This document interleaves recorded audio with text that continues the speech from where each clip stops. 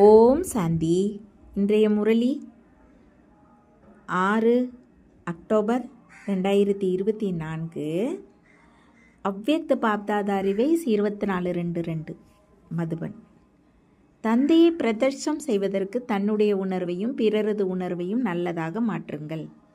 இன்று உலகிற்கு நன்மை செய்யும் பாப்தாதா தனது நாலாபுறங்களிலும் உள்ள குழந்தைகளை பார்த்து மகிழ்ச்சி அடைகிறார். ஒவ்வொரு குழந்தையினுடைய மனதின் உற்சாகத்தை பார்க்கவும் செய்கிறார், கேட்கவும் செய்கிறார். சீக்கிரத்திலும் சீக்கிரமாக தந்தைக்கு சமமாக மாற வேண்டும் என்ற ஒரே லட்சியம் அனைவருடைய மனதிலும் இருக்கிறது. லட்சியத்தை பார்த்து, தைரியத்தை பார்த்து, உயர்ந்த எண்ணங்களை பார்த்து பாப்தாதா மகிழ்ச்சி அடைகிறார். லட்சியம் மிக உயர்ந்ததாக இருந்த போதும் லட்சணம் நம்பர்வாரி இருப்பது வெளிப்படையாக தெரிவதை பார்த்து கொண்டு இருக்கிறார். லட்சியமும் லட்சணமும் சமமாக ஆவது என்றால் தந்தைக்கு சமமாக மாறுவது. யார் சேவையின் மேடையில் நிமித்தமாக இருக்கிறார்களோ அவர்கள் தந்தையை எப்படி பிரதட்சம் செய்வது என்ற ஒரே எண்ணத்தில் சதா இருக்கிறார்கள். எப்போது நடக்கும் என்ற எண்ணம் ஓடுகிறது தானே. குழந்தைகளே, நீங்கள் எல்லோரும் நிறைவான மற்றும் முழுமையான சுரூபத்தில் தன்னை எப்போது பிரதட்சம் செய்வீர்கள் என்று தந்தை குழந்தைகளை கேட்கிறார். அந்த நாளை குறித்து விட்டீர்களா அல்லது அந்த நாளை பிக்ஸ் செய்யக்கூடாதா என்று குழந்தைகளிடம் தந்தை கேட்கிறார். எந்த ஒரு நிகழ்ச்சியினாலும் ஒரு வருடத்திற்கு முன்பாக பிக்ஸ் செய்யப்படும் என்று டபுள் விதேசிகள் சொல்கிறார்கள். அப்படி சொல்கிறார்கள் தானே. அதனால் தன்னை பிரதர்ஷம் செய்யும் நாளை பிக்ஸ் செய்து விட்டீர்களா என்று தந்தை கேட்கிறார். நிறைய மீட்டிங் செய்து விட்டீர்கள், செய்து கொண்டு இருக்கிறீர்கள். இன்று இந்த மீட்டிங், நாளை இந்த மீட்டிங், இப்போது கூட மீட்டிங் செய்வதற்கு எத்தனை பேர் வந்திருக்கிறீர்கள்? 3 வித மீட்டிங் செய்பவர்கள் இன்று அமர்ந்திருக்கிறீர்கள். இது மிகவும் நல்லது. ஆனால் இந்த மீட்டிங் நாள் எது என்று நினைக்கிறீர்களோ அதையே சொல்ல வேண்டும், அதையே செய்ய வேண்டும். என் சொல் செயல் மூன்றும் உயர்ந்த லட்சியப்படி இருக்க வேண்டும். நீங்கள் எல்லோரும் உலக நன்மை செய்வதற்கு நிமித்தமாக இருக்கும் குழந்தைகள் என்பதை பார்த்தாதா பார்க்கிறார். அனைத்து ஆத்மாக்களுக்கும் நன்மை செய்யும் நீங்கள் பிரதட்ச ரூபத்தில் மேடைக்கு எப்போது வருவீர்கள்? ஒவ்வொருவரும் மறைமுக முயற்சி செய்து கொண்டு இருக்கிறீர்கள், ஈடுபாட்டில் இருக்கிறீர்கள் என்பதையும் பார்த்தாதா பார்க்கிறார். எனினும் இந்த விசேஷ எண்ணத்தின் ஈடுபாட்டில் எப்போது மூழ்கியிருப்பீர்கள்? ஈடுபாடு இருக்கவே செய்கிறது. எனினும் நிரந்தரமாக இந்த எண்ணத்தை நிறைவேற்ற மூழ்கியிருக்க வேண்டும். அதாவது நிரந்தரமாக இந்த எண்ணத்தை நிறைவேற்றுவதற்கு பிராக்டிக்கல் ரூபத்தில் இருக்க வேண்டும். இப்போது எண்ணத்திற்கும் வெளிப்படையான செயலுக்கும் வித்தியாசம் இருக்கிறது. அப்படி நடந்தே ஆக வேண்டும். அதை குழந்தைகளே செய்ய வேண்டும். தந்தையோ முதுகெலும்பாக இருக்கிறார். உணர்வின் மூலமாக வைப்ரேஷனை பரப்புவது எல்லாவற்றையும் விட தீவிர வேக சேவையாக இருப்பதை பாப்தாதா பார்த்து கொண்டு இருந்தார். உணர்வு அதிவேகமாக ராக்கெட்டை விட வேகமாக இருக்கிறது. உணர்வின் மூலமாக வாயு மண்டலத்தை மாற்ற முடியும். எங்கே வேண்டுமோ, எத்தனை ஆத்மாக்களுக்கு வேண்டுமோ அங்கே அவர்களிடம் உணர்வின் மூலமாக இங்கே இருந்தபடியே போக முடியும். உணர்வின் மூலமாக பார்வையும் படைப்பையும் மாற்றம் செய்ய முடியும். எனினும் ஒரு விஷயம் உணர்வின் மூலமாக சேவை செய்வதில் தடையை ஏற்படுத்துகிறது. உணர்வின் மூலமாக வைப்ரேஷனை பரப்ப வேண்டும். உங்கள் ஜட சித்திரங்கள் இப்போது வரை கடைசி பிறவி வரை வைப்ரேஷன் மூலமாக சேவை செய்து கொண்டு இருக்கிறது தானே. அதை பார்க்கிறீர்கள் தானே. டபுள் விதேசிகள் கோவிலை பார்த்திருக்கிறீர்களா?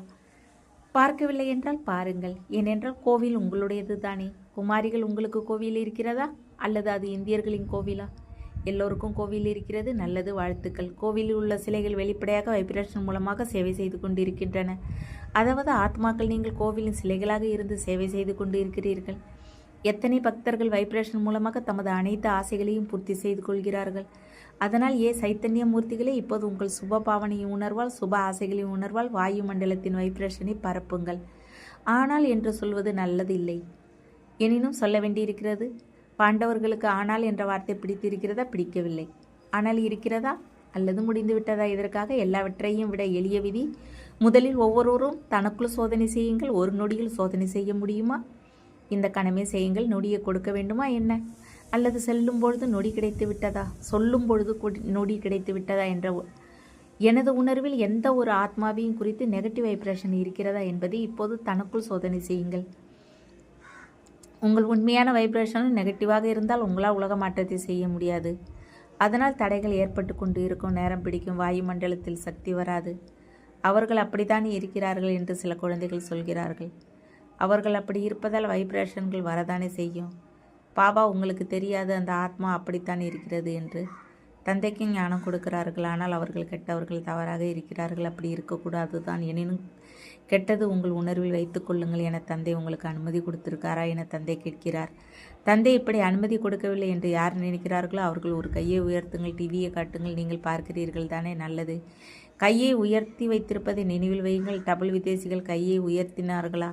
பாப்தாதாவின் டிவியில் வரவே செய்கிறது. எதுவரை ஒவ்வொரு பிராமண ஆத்மாவின் சுயத்தின் உணர்வில் எப்படிப்பட்ட ஆத்மாவை குறித்த வைப்ரேஷனும் நெகட்டிவாக இருந்தால் உலக நன்மை செய்வதற்கு உணர்வால் வாயு மண்டலத்தில் வைப்ரேஷனை பரப்ப முடியாது. இதை நன்றாக புரிந்து கொள்ளுங்கள். எவ்வளவு சேவை வேண்டுமானாலும் செய்யுங்கள். தினந்தோறும் 8 சொற்பொழிவு ஆட்டுங்கள், யோகப்பட்டி நடத்துங்கள், பல விதங்களில் கோர்ஸ் நடத்துங்கள். எனினும் யாரை குறித்தும் தனது உணர்வில் எந்த பழைய நெகட்டிவ் வைப்ரேஷனும் வைக்காதீர்கள். சரி, அவர் கெட்டவர், அதிக தவறுகளை செய்கிறார், பலருக்கு துக்கத்தை கொடுக்கிறார். அதற்காக நீங்கள் அவருக்கு துக்கத்தை கொடுப்பதற்கு பொறுப்பேற்பதற்கு பதிலாக அவரிடம் மாற்றத்தை கொண்டு வருவதற்கு உதவி செய்பவராக மாற முடியுமாதா? அவரது துக்கம் கொடுக்கும் காரியத்திற்கு உதவி செய்ய வேண்டாம். அவரிடம் மாற்றத்தை கொண்டு வருவதற்கு நீங்கள் உதவி செய்யுங்கள். ஒருவேளை ஒருவர் அப்படிப்பட்ட ஆத்மாவாகவும் இருக்கலாம். அவர் மாறவே போவதில்லை என்று நீங்கள் நினைக்கிறீர்கள். சரி, உங்கள் ஜட்ஜ்மெண்டில் அவர் மாறக்கூடியவராக இல்லை, எனினும் நம்பர்வாராக இருக்கிறார் தானே. இவர் மாறவே மாட்டார் என நீங்கள் ஏன் நினைக்கிறீர்கள்? நீங்கள் ஏன் ஜட்ஜ்மெண்ட் கொடுக்கிறீர்கள்? அப்படி தந்தை தானே ஜட்ஜ் ஆக இருக்கிறார். நீங்கள் எல்லோரும் ஒருவர் பிறருக்கு ஜட்ஜ் ஆகிவிட்டீர்களா? இவர் இப்படி இருக்கிறார், இவர் இப்படி இருக்கிறார் என்பதை தந்தையும் பார்த்து கொண்டு இருக்கிறார். பிரம்ம பாபாவை வெளிப்படையாக பார்த்தீர்கள். அடிக்கடி ஏதாவது தவறு செய்யும் ஆத்மாவும் இருந்தது. எனினும் பார்த்தாதா அனைத்து குழந்தைகளுக்கும் அன்பு நினைவுகளை கொடுத்தார்கள். அனைத்து குழந்தைகளையும் இனியவர்களே என்று அழைத்தார். 2-3 கசப்பான குழந்தைகள் மற்ற இனிய குழந்தைகள் என்று சொன்னாரா? இருந்தும் அப்படிப்பட்ட ஆத்மாக்களிடம் சதா கருணை உள்ளத்தோடு இருந்தார். மன்னிப்பு கடலாக இருந்தார். ஆனால் சரி, நீங்கள் உங்கள் உணர்வில் யாரை குறித்தாவது நெகட்டிவ் உணர்வு வைத்திருந்தால் அதனால் உங்களுக்கு என்ன நன்மை? ஒருவேளை உங்களுக்கு இந்த நன்மை இருந்தால் சரி, நன்றாக வைத்துக் கொள்ளுங்கள், அனுமதி கொடுக்கப்படுகிறது. ஒருவேளை நன்மை இல்லை என்றால், சிக்கல் ஏற்பட்டால் அந்த விஷயம் முன்னால் வரும். பாப்தாதா பார்க்கிறார். அந்த நேரம் அவருக்கு கண்ணாடியை காட்ட வேண்டும். ஞானம் நிறைந்தவராவது வேறு, இது தவறு என்பது ஞானம். ஞானம் நிறைந்தவராவது தவறு இல்லை. ஆனால் எந்த விஷயத்தில் தனக்கு எந்த நன்மை இல்லையோ அந்த உணர்வில் தாரணை செய்வது தவறு. ஏனென்றால் மூடாப்பாவது, வீண் எண்ணங்களை தோன்றுவது, நினைவின் சக்தி குறைவது என தனக்கு நஷ்டம் ஏற்படுகிறது.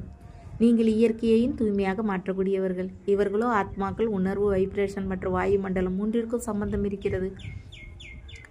உணர்வால் வைப்ரேஷன் ஏற்படுகிறது, வைப்ரேஷன் மூலமாக வாயு மண்டலம் ஏற்படுகிறது.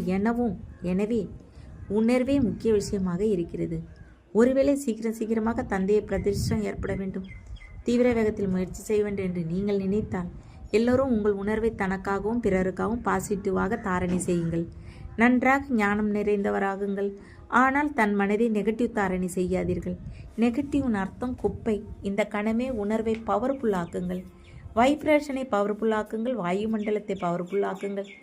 ஏன் என்றால் வார்த்தையால் மாற்றம், அறிவுரையால் மாற்றம் மிக மெதுவாக நடப்பதை எல்லோரும் அனுபவம் செய்திருக்கிறீர்கள். நடக்கிறது எனினும் மிக மெதுவாக நடக்கிறது. ஒருவேளை நீங்கள் தீவிர வேகத்தை விரும்பினால் ஞானம் நிறைந்தவராகி, மன்னிப்பு சொர்வமாகி, கருணை உள்ளவராகி, சுபபாவனை சுப விருப்பத்தின் மூலமாக வாயு மண்டலத்தை மாற்றுங்கள்.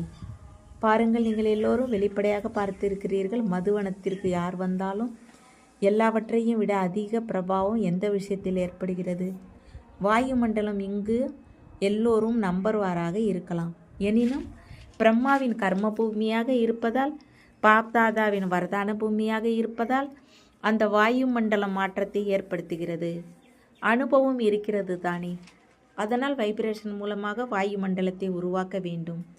இதுதான் தீவிர வேகத்தில் உள்ளத்தில் முத்திரையிடுவது. வாயு மண்டலம் உள்ளத்தில் பதிந்து விடுகிறது. காதால் கேட்ட விஷயங்களை மறக்கலாம், ஆனால் வாயு மண்டலத்தால் உள்ளத்தில் முத்திரை பதிகிறது. அதை மறக்க முடியாது. அப்படித்தானே? பிரத்யட்சம் எப்போது ஏற்படும் என உங்களுக்குள் மிக நன்றாக உரையாடுகிறீர்கள். அதை பாப்தாதா கேட்டுக்கொண்டு இருக்கிறார். நல்லது. பாண்டவர்கள் இப்பொழுது என்ன செய்வீர்கள் சொல்லுங்கள். வாயு மண்டலத்தை பவர்ஃபுல்லாக்க வேண்டும். அது சேவை நிலையமாக இருந்தாலும் அல்லது என்ன இடமாக இருந்தாலும் இல்லறமாக இருந்தாலும் வாயு மண்டலம் பவர்ஃபுல்லாக இருக்க வேண்டும். நாலாபுறங்களிலும் உள்ள வாயு மண்டலம் ஒருவேளை சம்பூர்ண தடையற்றதாக, கருணையுடையதாக, சுப பாவனை சுப விருப்பம் உடையதாக மாறிவிட்டால் பிரதட்சத்திற்கு எந்த தாமதமும் ஏற்படாது. இப்போது பாப்தாதா எந்த நாளை கொடுத்தாரோ அது பாப்தாதாவிற்கு நினைவு இருக்கிறது. கணக்கு கேட்பார் தானே? ஒவ்வொருவரும் உங்கள் கணக்கை வைத்திருக்கிறீர்கள் தானே? அதனால் உணர்வில், பார்வையில், சொல்லில், கருணை உள்ளம், சுப பாவனை மற்றும் சுப விருப்பமுடைய ஆத்மாவாக எத்தனை சதவீதம் இருக்கிறீர்கள் என்பதை பாப்தாதா அக்கவுண்டில் சோதனை செய்வார். இப்போது கூட 15 நாட்கள் இருக்கிறது தானே? அதிகமாக இருக்கிறது, நல்லது. யார் இதுவரை செய்யாமல் இருந்தாலும் 15 நாட்கள் செய்தாலும் பாஸ் ஆகி விடுவீர்கள். முடிந்தவற்றிற்கு முற்றுப்புள்ளி வைக்க வேண்டும். மேலும் கருணையின் கடலாக மாற வேண்டும், மன்னிப்பின் கடலாக மாற வேண்டும். எல்லோரும் கேட்டீங்களா? நல்லது. 3 மீட்டிங் நடத்துபவர்கள் யார் வந்திருக்கிறீர்கள்? ஸ்பார்க் உறுப்பினர்கள் கைகளை உயர்த்துங்கள். நல்லது, மிகவும் நல்லது. இப்போது இந்த விஷயத்தை ஆராய்ச்சி செய்யுங்கள். வாயுமண்டலத்தை எப்படி மிக சிறந்ததாக உருவாக்க முடியும்? ஆராய்ச்சி செய்கிறீர்கள் தானே? இப்படி வாயுமண்டலத்தை உருவாக்குவதற்கு என்னென்ன விஷயங்களை புத்தியில் வைக்க வேண்டும்? என்னென்ன விஷயங்களை செயலில் செய்ய வேண்டும்? சம்பந்தம் தொடர்பில் செய்ய வேண்டும். நல்லது. தன்னைத்தான் பிஸியாக வைத்திருக்கிறீர்கள், நல்ல விஷயம்தான். ஆனால் நீங்கள் எப்படி பிராக்டிக்கலாக செய்தீர்கள், அதனால் என்ன விளைவு ஏற்பட்டது என்ற பிராக்டிக்கல் அனுபவத்தை பார்க்க பாப்தாதா விரும்புகிறார். ஒருவேளை இடையில் ஏதாவது தடை ஏற்பட்டால் அப்படி என்ன வந்தது? இந்த அனுபவத்தை பிராக்டிக்கலாக செய்து பாருங்கள். இதை செய்ய வேண்டும், இதை செய்ய வேண்டும் என வெறும் பாயிண்ட்களை மட்டும் எடுக்காதீர்கள், செய்யுங்கள். அனுபவம் செய்து உதாரணமாக மாறி காட்டுங்கள். பிறகு அந்த உதாரணம் பிறருக்கும் ஒத்துழைப்பு கொடுக்கும். சரிதானே? இவர் நிமித்தமாக இருக்கிறார், நல்லது. இப்போது கூட 15 நாட்கள் இருக்கின்றன. இப்போது கடைசி ஆகவில்லை. இப்போது அதிகம் சென்று விட்டது, என்னினும் கொஞ்சம் இருக்கிறது. அதனால் ஸ்பார்க்கை சேர்ந்தவர்கள் இப்படி பிராக்டிக்கலாக செய்து பாருங்கள். மேலும் பிறருக்கு காட்டுங்கள். சரியா? செய்ய முடியுமா? ஆக முடியுமா? நல்லது, சரிதான், மிகவும் நல்லது. அடுத்தது டிரான்ஸ்போர்ட் மீட்டிங். டிரான்ஸ்போர்ட் ஆத்மாக்கள் எல்லோருக்கும் சுகத்தை கொடுக்கிறீர்கள். டிரான்ஸ்போர்ட் ஆத்மாக்கள் கைகளை உயர்த்துங்கள். நல்லது. சகோதரிகள் இல்லாமல் கதி இல்லை.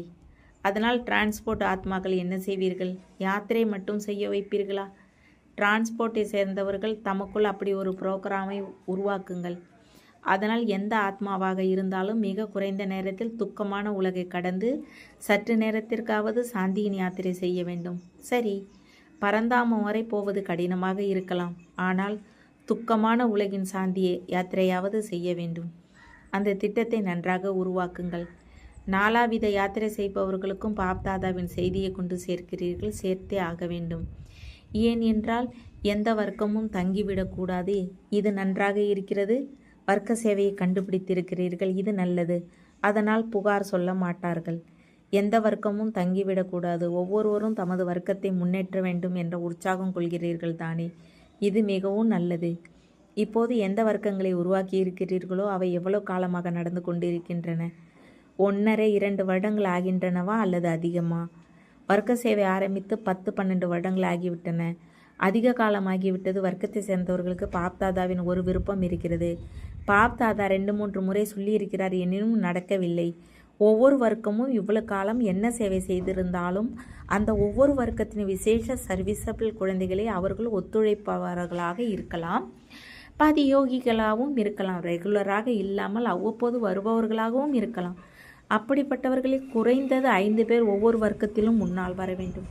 வர்க்கத்தை சேர்ந்தவர்கள் 10-12 பேர் இருக்கலாம், எனினும் பக்காவான 5 பேர்களை அழைத்து வாருங்கள். அவர்களை மதுவனத்தில் எல்லோரும் பார்க்கட்டும். நல்ல ஒத்துழைப்பவர்களை, சேவைக்கு நிமித்தமானவர்களை 5 பேர்களை கொண்டு வர முடியும் தானே? முடியாதா? கொண்டு வர முடியுமானால் கொண்டு வாருங்கள். அது தாதிகளை பொறுத்தது. அவர்கள் அப்படி பாப்தாதாவை சந்திக்க தகுதியுடையவர்களாக இருக்க வேண்டும். அப்படி 5 உருவாக்க முடியும், அதிகமாக சொல்லவில்லை.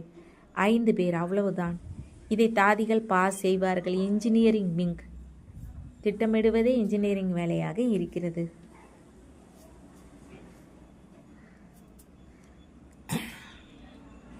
நல்லது. நாலாபுறங்களிலும் உள்ள அனைத்து சர்வீசபிள் குழந்தைகளுக்கு சதா தமது உயர்ந்த வைப்ரேஷன் மூலமாக சேவை செய்யும் தீவிர வேக முயற்சி செய்யும் குழந்தைகளுக்கு, சதா மன்னிப்பின் மாஸ்டர் கடலாக, சதா சுப பாவனை சுப விருப்பத்தின் மூலமாக மிக பலவீனமாக இருக்கும் ஆத்மாக்களை சக்திசாலியாக மாற்றும் மாஸ்டர் சர்வசக்திவான் குழந்தைகளுக்கு பாப்தாதாவின் மிக மிக அதிக அன்பு நினைவுகள் மற்றும் நமஸ்தே. வரதானம். நேரப்படி ஒவ்வொரு காரியத்திலும் வெற்றி பெறும் ஞானி யோகி ஆத்மா ஆகுக. ஞானம் என்றால் அறிவு. யார் நேரப்படி அறிவோடு காரியத்தை செய்து வெற்றி பெறுவாரோ அவரையே அறிவாளி என்று சொல்லுவார்கள். அறிவாளியின் அடையாளம் அவர் ஒருபோதும் ஏமாற முடியாது. யோகியின் அடையாளம் சுத்தமான மற்றும் தெளிவான புத்தி. யாருடைய புத்தி தெளிவாகவும் சுத்தமாகவும் இருக்குமோ அவர் இப்படி ஏன் நடந்தது என்று தெரியவில்லையே என ஒருபோதும் சொல்ல மாட்டார். இந்த வார்த்தையை ஞானி மற்றும் யோகி ஆத்மாக்கள் சொல்ல முடியாது. அவர்கள் ஞானத்தையும் யோகத்தையும் ஒவ்வொரு செயலிலும் கொண்டு வாருங்கள். ஸ்லோகன்: யார் தனது ஆதி அனாதி சமஸ்காரத்தையும் சுபபாவத்தையும் நினைவில் வைத்திருப்பாரோ அவரே ஆடாமல் அசையாமல் இருப்பார். தேங்க்ஸ் பாபா. ஓம் சாந்தி.